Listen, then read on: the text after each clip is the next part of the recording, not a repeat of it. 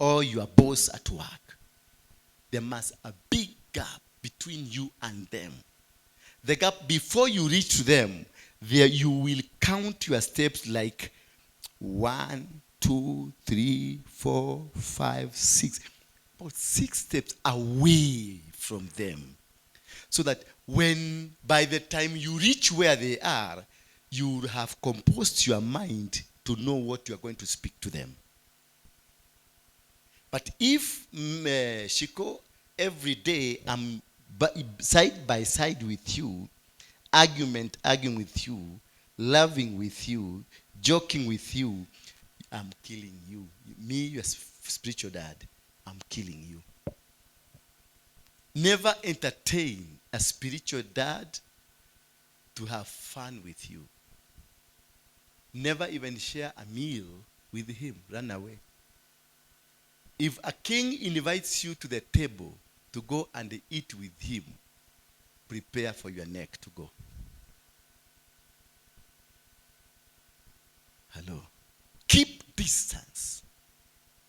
Because when you keep distance, by the time you go where Karanja is, you will have made your mind properly, organized yourself properly, and placed yourself in a position to speak with decorum.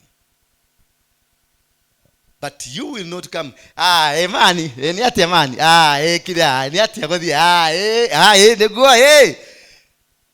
If I do that to you, I have finished you. Because from that day, there will be no respect of the anointing that I'm carrying. And if you disrespect the anointing, God himself will come and strike you. God himself. God is a jealousy God when it comes to what is of him.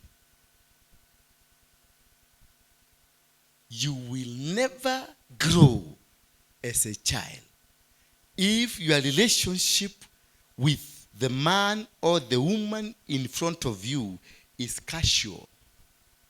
You will never grow, because there is no single word you will hear from him of any importance. Therefore, what happens? You will start stagnating, and your stagnating will be retrogressive. You'll be moving backwards. And as you're moving backward, the killers of destiny are waiting for you. The hyenas of destiny are waiting for you, and they will make some good meals